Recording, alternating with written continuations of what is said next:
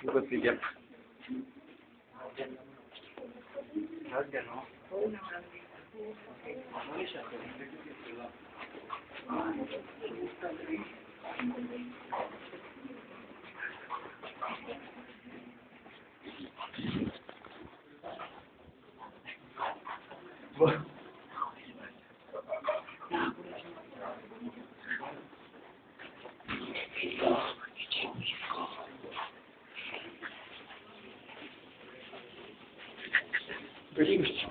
Dito.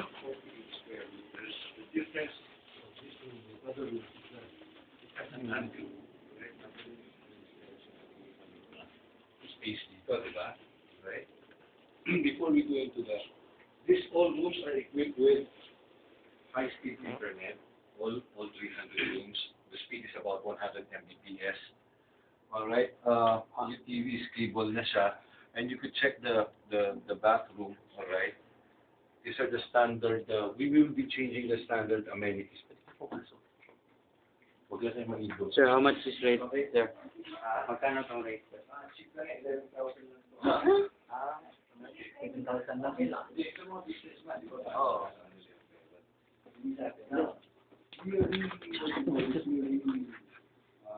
Picture.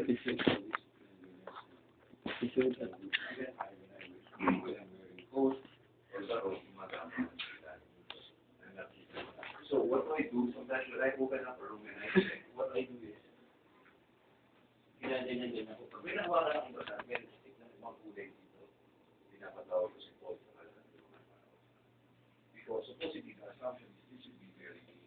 And I can assure, pag umibigay ka dito, wala kang makukuha sa akin. Diba iba minsan pag isa tubig o isa gamit, nakuha ka sa chemicals that we use, and the procedure that we do is really what you call is up to standard. So, malinis siya. Even this, I smell this and I check. Meron pa mo dito, pati hair. Tinitingnan ko dyan kahit isang hair or what.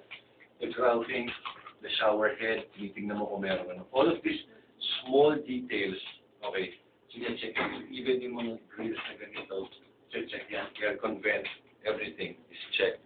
Now, let's go to the duvet. Okay, because this is something new. Alright, this is, mamaya, totally papakita sa inyo ni Paul, alright, kung paano mag-set up ng bed. Hindi na uso ngayon yung nilalagay yung bed cover, di ba? Bed sheet lang, tapos bed cover. You know, what you see inside here, ito yung tinatawag ng duvet. This is made up of, what you call this, down feather to. Okay? Ano ibig sabihin ng down feather? Ito yung feather ng duck na nandito sa baba. So this is 80% down. This is what we call a warm climate duvet. What do you mean by a warm climate duvet? Kasi painit na dito, hindi tayo naglalagay ng makapal. In the US, in Europe, and some parts of China, it's the cold climate duvet or the standard duvet. Mga twice nito yung nakalagay. Okay, now, the sheets, okay, this is made up of 300% thread count cotton. The higher the thread sheet, is the better for your skin. Mas masarap, mas malambot. Okay? Mas malambot siya niya, no? Masarap siya sa balat, tulugan. Pero, the next thing is that mas mahal siya talaga. Okay, the standard setup of this bed, hindi kasama yung bed, ha? Ito lang mga linen na nakikita nyo, is a little bit less than 40,000 per bed. Okay? Tapos, dito sa ilalim nito, meron pang tinatawag na mattress protector. Hawakan nyo, yun yung nagpapalambot talaga. Papa-heaven look bed. Diba? Heaven. Masarap yan. Pag tinulog ka, parang ang hinihigop sa ilalim. Masarap. Okay? I myself have tried that. Malapit na tayo sa heaven. Malapit na. Pizza na lang ang plate eh. Okay? And all the things that we use here are also 80% down. Lahat to. Hypoallergenic based on US drug standard. This pillow, each and every pillow is 3,500 pesos. Bawat isa. Okay? Yan ang kamahal ng pillow niya. Pero ang masarap dyan, 7, okay, 14, 21,000. pwede mo siyang i-fold ng ganito. Okay, papaayos na lang natin para sa iba. Yan, may stain. No? Kaya, hold mo siya ng ganito, parang yung bed mismo, pag ganyan-ganyan, pero bumabalik siya. Normal. Just need to, di ba? So, it's back to normal. Di ba? Kaya pag natutulog ka, hindi ka nagkakaroon ng stiff neck. Dahil nagko-contour siya based on dun sa ano mo, sa head mo. So it's very, very good. This is what we call the skirt. I will not discuss this thoroughly dahil gagawin niya mamaya. Yan ipapakita nila actual demo. Okay, folks? Ito sinasabi nilang, what do you call this? City view. Hindi, ito. The balloon. Ano to? Anong curtain to? Sheer. Sheer. Ito.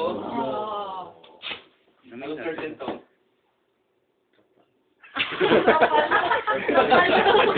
Yan yung tinatawag na blackout. Para Blackout. sun. Tapos ito mismo yung curtain, yung drape. Kasi pag araw, pag ginamit mo ito, supposedly, pinatay mo yan, gabi na siya, wala kang makikita liwanag dito. So, it will always feel like it's nighttime. Heaven. So, kahit yung halimbawa, baliktad yung ano mo, okay, ngayon, matutulog tayo lahat. Okay, so kaya pag sinarado mo to, supposedly pag tama yung pagkaka-blackout niya, it would look like nighttime here at any given time.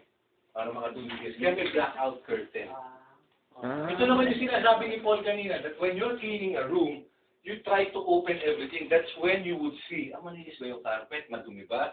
May dirt ba? Or hindi? So ito lahat to, you open that, open all the lights, and you check para makita mo kung baka may mga stain na sa ganyan.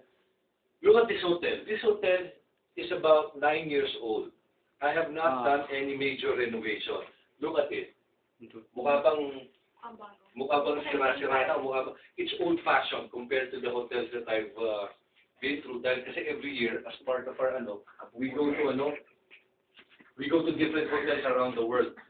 Very modern na ngayon, pero ito, it does not look very, very, what you call this, modern, but it looks clean. Diba? Malinis. Yun ang important. Okay? Tayo sa ibang kwarto. Alright.